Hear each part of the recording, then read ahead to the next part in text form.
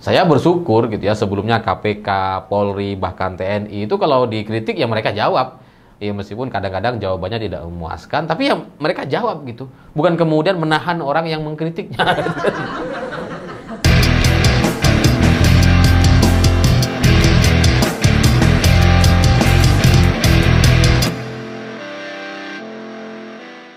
Selamat malam semuanya. Hari ini ada satu berita yang mungkin dampak atau efeknya ini bisa sangat-sangat panjang sekali. Karena tiba-tiba Direktur JAK TV ditahan oleh Kejaksaan Agung terkait tuduhan perintangan penyidikan kasus korupsi timah dan impor gula. Setelah saya baca gitu ya, ini unik dan ajaib sekali, Direktur media tiba-tiba jadi tersangka dan ditahan gitu. Itu kan rasanya baru sekarang gitu kan. Terlibat dalam perintangan penyidikan korupsi kasus timah dan impor gula. Setelah saya baca dari beberapa berita yang ada di media, menurut laporan Kejaksaan Agung, ini Marcella, ada 3 orang yang ditetapkan sebagai tersangka. Marcella, Junaidi, dan Tian Bakhtiar sebagai Direktur JAK TV.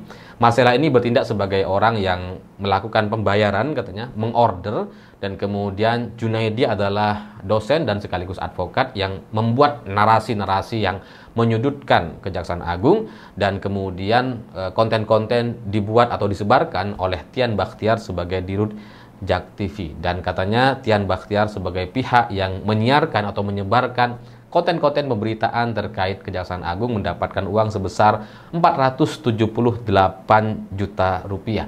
Sehingga karena operasi atau apa yang mereka lakukan dengan membuat narasi menyudutkan Kejaksaan Agung dan kemudian menyebarkan konten-konten yang menyerang Kejaksaan Agung, mereka akhirnya kemudian ditahan gitu. Dan ini rasanya gitu ya, untuk pertama kalinya ada satu kejadian di mana kelompok media itu kemudian ditahan karena memberitakan terkait hal-hal yang negatif atau mengkritik satu institusi. Karena menurut Kejaksaan Agung, apa yang disampaikan atau apa yang dilakukan oleh 3 orang ini, oleh Tian Bakhtiar dan Junaidi dan Marcella, ini mereka ini membuat perspektif Kejaksaan Agung itu menjadi buruk katanya. Jadi citranya tuh jadi negatif di mata publik. Dari semua seminar yang mereka lakukan, beberapa kegiatan gitu ya, seminar, ada podcast, ada diskusi di kampus, dan bahkan talkshow di JAK TV, ini semuanya katanya kan ini membuat Kejaksaan Agung citranya jadi negatif gitu. Jadi itulah yang kemudian membuat 3 orang ini akhirnya ditahan dan ditetapkan sebagai tersangka karena dianggap merintangi penyidikan atau kasus di Kejaksaan Agung. Bagi saya ini ajaib karena seingat saya, setahu saya, JAK TV itu kan ya terdaftar di Dewan Pers. Dan kemudian berita-berita di sebuah media yang terdaftar di Dewan Pers, mestinya itu menjadi satu produk pers. Jadi konten atau berita-berita yang sudah disampaikan, itu mestinya tidak bisa kemudian dianggap melanggar hukum. Seharusnya gitu ya. Jadi rasanya baru sekarang ada berita yang kemudian dianggap melanggar hukum atau membuat perintangan penyidikan atau menghalang-halangi penyidikan. Rasanya baru sekarang. Sebelum-sebelumnya tidak pernah ada satupun media atau berita yang kemudian dianggap bisa merintangi penyidikan atau satu kasus yang ada di Kejaksaan Agung ataupun di institusi yang lain. Jadi kalau produknya adalah produk pers, adalah sebuah berita gitu ya, dan kemudian kegiatan yang dilakukan adalah seminar, diskusi, bagi saya seharusnya itu lumrah atau biasa saja. Seharusnya itu bukan satu kesalahan yang kemudian bisa membuat Direktur JAK TV ini ditahan hari ini. Karena gimana ceritanya berita yang muncul gitu ya, yang ya katakanlah dia dibayar, katakanlah dia diorder dan sebagainya, tapi orderan berita, orderan opini dan sebagainya, atau isi yang ada di semua media, entah itu politik ataupun bisnis, ya memang ada banyak gitu. Ada banyak yang memang berdasarkan iklan gitu, konten-konten iklan. Dan ya nggak cuma soal JAK TV, di semua media ada gitu. Ya entah itu kontennya yang positif gitu ya, kebanyakannya sih positif gitu. Ada juga yang negatif gitu. Jadi ya semuanya memang sudah menjadi satu praktek yang sudah terjadi dalam banyak sekali isu gitu. Jadi kalau hari ini kritikan-kritikan atau berita yang mengkritik atau mempertanyakan Kejaksaan Agung kemudian bisa membuat seorang direktur media ditahan atau menjadi tersangka, ini bagi saya ajaib dan itu dampaknya akan sangat panjang. Karena di alam demokrasi seperti Indonesia, seharusnya talk show, kemudian apalagi seminar dan diskusi di kampus-kampus, seharusnya itu tidak bisa dipermasalahkan dan kemudian disalahkan. Kalau misalkan gitu ya, ada satu pernyataan yang salah, ya pernyataan itulah yang kemudian harus diluruskan. Pernyataan itulah yang kemudian harus dikonter atau ada hak jawab dari pihak yang merasa dirugikan. Kalau itu misalkan dianggap berita bohong atau fitnah, kalau kemudian mau dikasuskan, ya berfokuslah kepada konten atau berita bohong yang disampaikan. Tapi kalau ini kemudian menjadi lebih lebar gitu ya, menjadi lebih umum dan kemudian membuat direktur JAK TV ini ditahan, ini ajaib gitu kok. Jadi apalagi kemudian ada tudingan perintangan penyidikan mengganggu Kejaksaan Agung. Seingat saya gitu ya, KPK itu udah sering diserang gitu ya. Polri juga sama, sering diserang, sering dipertanyakan. Ya seperti misalkan kasus Ferdy Sambo itu kan juga dipertanyakan tuh. Banyak orang kemudian menyerang gitu ya dan menanyakan ini yang benar gimana gitu. Tapi nggak ada satupun media yang kemudian ditahan direkturnya untuk satu kasus perintangan atau penyidikan. Nggak ada tuh. Itu seandainya Polri mau melakukan hal yang sama dulu ketika kasus Sambo, pasti beberapa media udah masuk direkturnya gitu. Karena mereka memberitakan yang ya sangat agresif gitu, sangat negatif kepada Polri. Jadi belum pernah ada cerita atau sejarahnya berita negatif ke sebuah institusi kemudian membuat orang yang memberitakan atau bahkan direktur medianya harus ditahan atau dijadikan tersangka. Karena yang namanya kritik, yang namanya pemberitaan negatif, tetap saja itu sebuah pemberitaan yang legal dan boleh. Nggak bisa kemudian itu dianggap melanggar hukum, seharusnya gitu ya. Dan kalau ini adalah sebuah kasus yang katanya merintangi penyidikan, dianggap mengganggu, kok bisa gitu? Kok bisa Kejaksaan Agung selemah itu?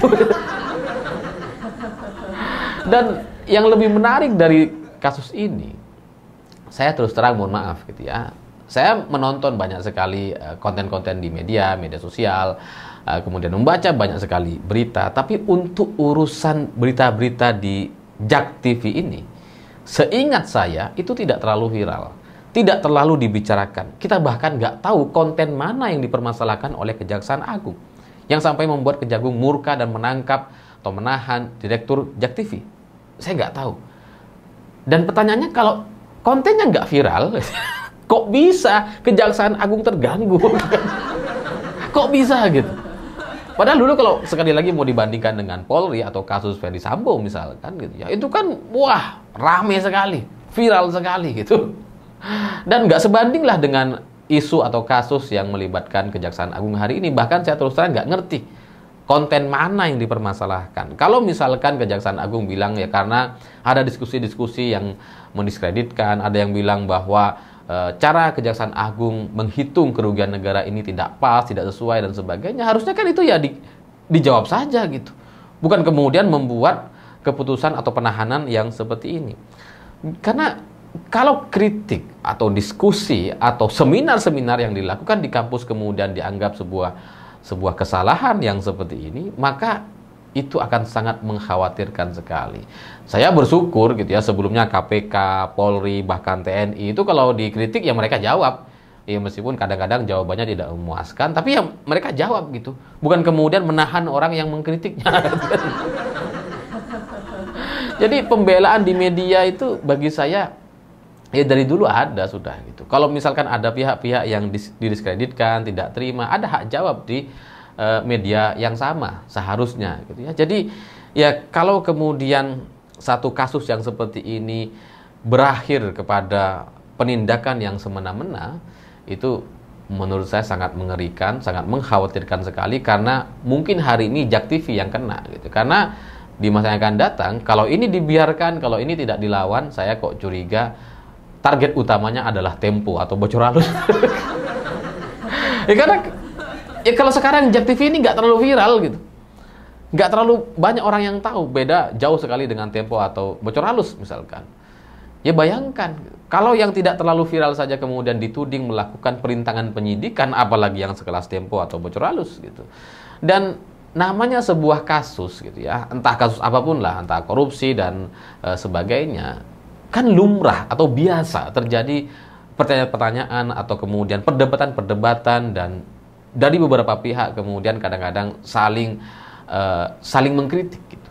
Seperti misalkan kasus Pak Hasto, kan ada juga yang belain gitu ya. Ada yang hadir di persidangan, ada yang menyampaikan pembelaan, ada juga yang berpendapat, kayaknya ini KPK ngasal gitu ya. Tapi kan nggak bisa kemudian KPK menahan orang yang berkomentar negatif terkait KPK karena membela Hasto. Masa kayak gitu aja dianggap perintangan penyidikan gitu ya? Ya kalau kayak gini gitu ya, kalau ini mau dibiarkan, apa yang dilakukan Kejaksaan Agung ini tidak direvisi, ya saya curiga jangan-jangan setelah ini tidak ada lagi tempat atau ruang diskusi bagi kita untuk membahas isu-isu yang terjadi dalam beberapa hari terakhir gitu. Karena kalau Kejaksaan Agung tidak terima dengan media yang memberitakan negatif kepada Kejaksaan Agung, ya sebenarnya sebelumnya dia juga kan menggunakan media yang sama untuk memberitakan berita-berita negatif terkait pihak lain atau para tersangka misalkan. Kejaksaan Agung juga menggunakan media yang sama. Kenapa gitu ya? Untuk memberitakan Kejaksaan Agung yang positif kemudian itu dibolehkan, dan kemudian yang mengkritik atau mempertanyakan hari ini kemudian ditahan. Ya kalau kamu nggak mau dikritik, nggak mau kemudian dipertanyakan, nggak mau ada diskusi atau seminar, podcast, talkshow dan sebagainya, sekalian aja Kejaksaan Agung tidak perlu lagi menggunakan media dalam pengusutan kasus-kasusnya. Tutup aja, semuanya tertutup. Ini kenapa jadi nggak boleh ada diskusi atau seminar atau podcast ya? Jadi ini menurut saya sangat mengkhawatirkan, dan karena penilaiannya itu menjadi sangat-sangat subjektif pasti. Ya karena seperti ini, misalkan ketika Kejaksaan Agung mengatakan bahwa ini terlibat dalam pemufakatan jahat gitu, karena konten-konten atau beritanya itu menyudutkan Kejaksaan Agung, karena berita-beritanya negatif atau menimbulkan perspektif negatif kepada Kejaksaan Agung gitu ya. Inilah yang kemudian membuat mereka jadi ditahan. Itu kan jadinya semena-mena gitu. Harusnya kan ada ruang diskusi. Kalau tidak mau memberikan hak jawab kepada JAK TV gitu ya, ya setidaknya ya proses saja secara hukum, misalkan konten mana yang dipermasalahkan, berita mana yang dianggap salah dan tidak sesuai. Itulah yang seharusnya kemudian diproses sama Kejaksaan Agung. Kalau seperti sekarang gitu ya, nggak ada proses penilaian, nggak ada pelaporan, tiba-tiba langsung ditahan saja karena sudah membuat cerita atau berita-berita negatif terkait Kejaksaan Agung, itu kan penilaiannya dari Kejaksaan Agung sendiri. Subjektif pasti gitu, pasti nggak objektif gitu. Jadi ya jangan-jangan kali ini gitu ya, kalau ngelihat dari langkah yang dilakukan oleh Kejaksaan Agung, saya kok curiga jangan-jangan apa yang diberitakan oleh JAK TV itu benar. Apa yang dilakukan oleh Marcella, Junaidi, dan kemudian JAK TV, jangan-jangan memang benar. Memang Kejaksaan Agung perlu dipertanyakan gitu. Bagaimana cara mereka menghitung kerugian negara yang sampai ratusan triliun, atau bahkan di kasus Pertamina katanya mencapai ribuan triliun gitu ya. Jangan-jangan kita perlu memang mempertanyakan itu. Apakah benar kerugian negaranya memang sefantastis itu? Atau jangan-jangan itu hanya ya dilebih-lebihkan.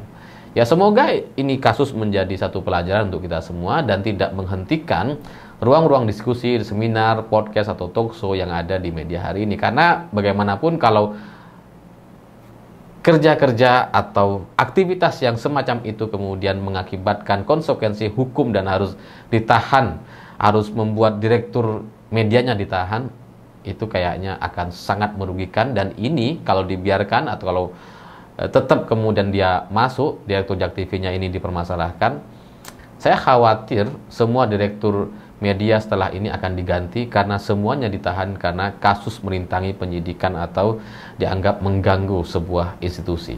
Saya pikir itu. Terima kasih sudah menonton. Begitulah kura-kura.